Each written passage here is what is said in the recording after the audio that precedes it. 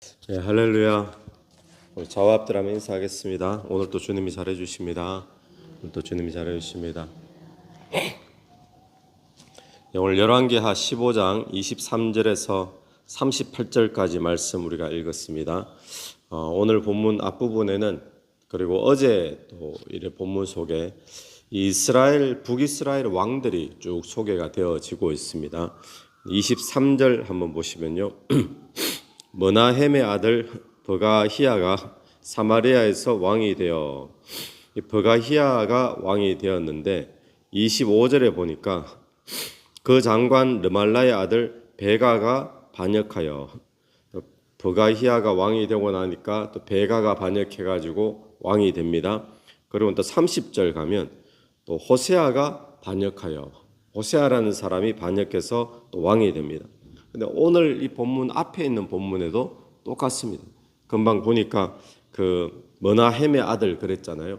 이 머나헴도 반역을 통해 가지고 왕이 된 사람인 거예요. 그러니까 누가 왕이 되었는데 또 금방 또 다른 사람이 반역해서 왕이 되고, 또 이 사람 왕 되고 나니까 또 다른 이가 반역해서 또 왕이 되어지고, 북이스라엘이 계속 이런 식입니다. 반역해서 왕 되고 또 반역해서 왕 되고.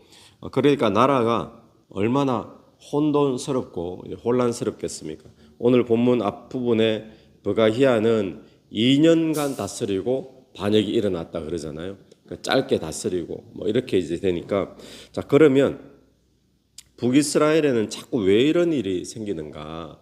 계속 반역이 일어나고 또 왕조가 계속 바뀌고, 이 공통점이 하나 있습니다. 북이스라엘 공통점은 오늘 본문에도 나오는데요. 24절 한번 보십시오.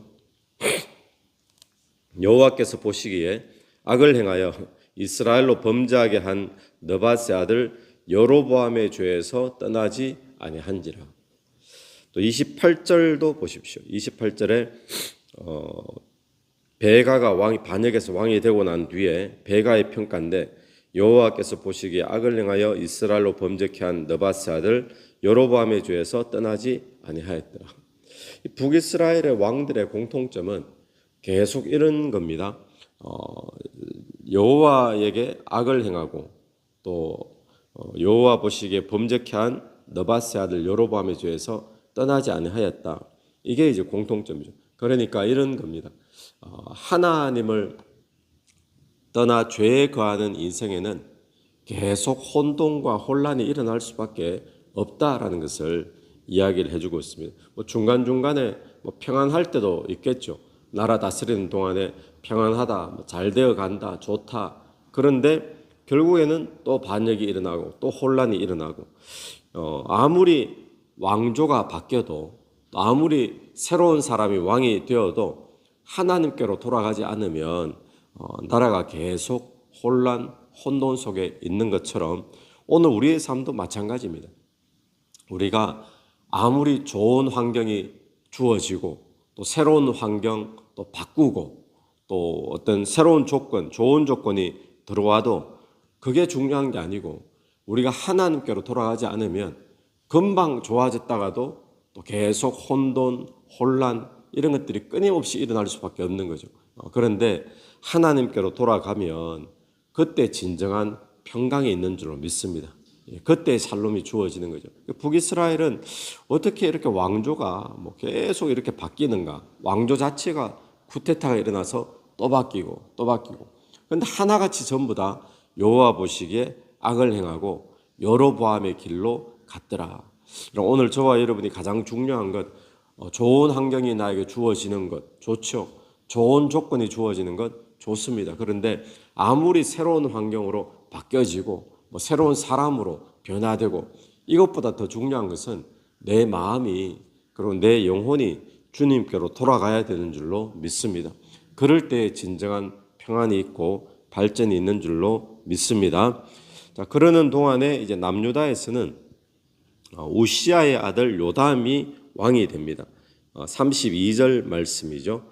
이스라엘의 왕 르말라의 아들 베가 제2년에 유다 왕 우시아의 아들 요담이 왕이 되니, 남유다에서는 요담이 왕이 되었는데 그 요담에 대한 평가가 34절 35절입니다. 요담이 그의 아버지 우시아의 모든 행위대로 여호와께서 보시기에 정직히 행하였으나, 요담에 대한 평가는 여호와 보시기에 정직히 행하였다. 그러나 35절에 오직 산당은 제거하지 아니하였으므로 백성이 여전히 그 산당에서 제사를 드리며 분향하였더라. 산당 제거하는 데는 그러나 실패했다라고 이야기하죠. 유다 왕들을 평가할 때 유다 왕들의 대부분 또 유다 왕들의 특징은 여호와 보시기에 정직히 행하였더라.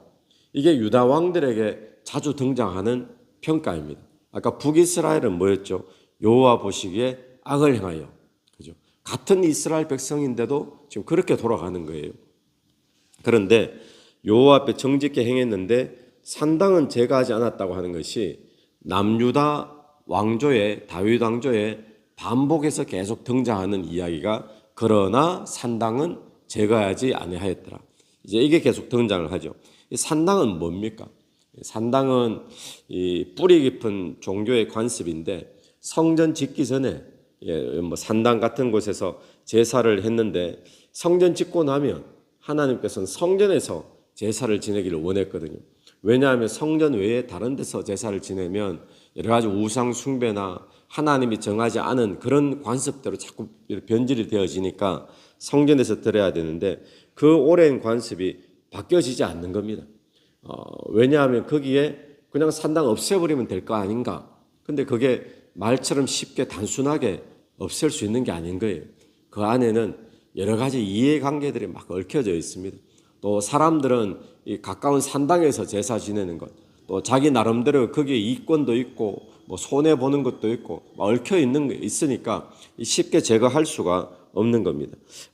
자, 오늘 여기서 우리가 보는 것은 뭔가 하면 그런 일 때문에 나중에 보면 어떤 일이 생기는가 하면 오늘 본문 마지막에도 나오듯이 그때 여호와께서 비로소 37절에 아람 왕 르신과 르말라의 아들 베가를 보내어 유다를 치게 하셨더라.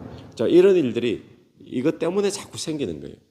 그런데 산당이 없고 하나님 앞에 전심으로 나라와 뭐 왕이 이렇게 집중되어 있었던 때, 예를 들면 다윗 왕과 같은 때, 그럴 때는 어떻습니까?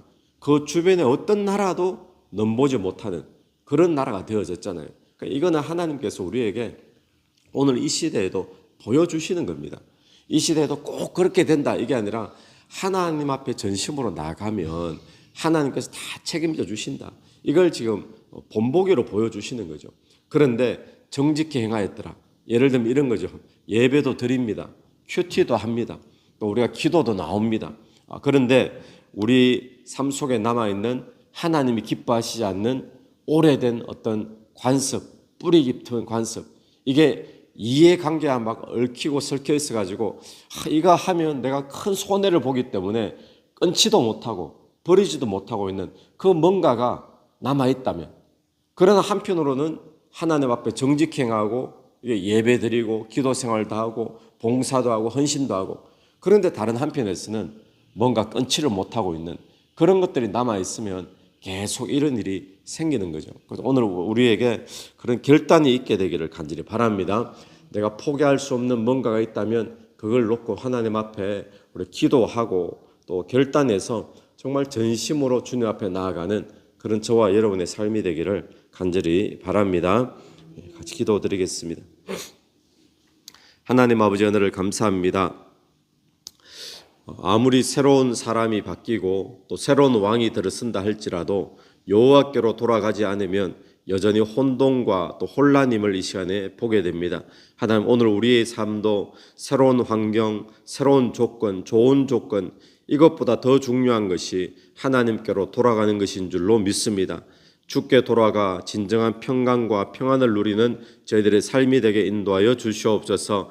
하나님, 하나님 앞에 정직히 행하였으나 여전히 산당을 제거하지 못했던 유다의 왕들을 보면서 오늘도 우리가 주님을 섬기고 예배드리지만 여전히 끊지 못하고 하나님 기뻐하시는 것을 포기하지 못하고 있는 우리의 모습은 없는가 돌아보는 시간 되게 도와주시옵소서. 이 새벽에도 기도하며 나갈 때에 기도 속에 성령께서 역사하시고 다스려 주시기를 간절히 원합니다. 예수님 이름으로 기도드립니다. 아멘. 오늘도 예수 이름으로 승리하시는 하루 되길 바랍니다.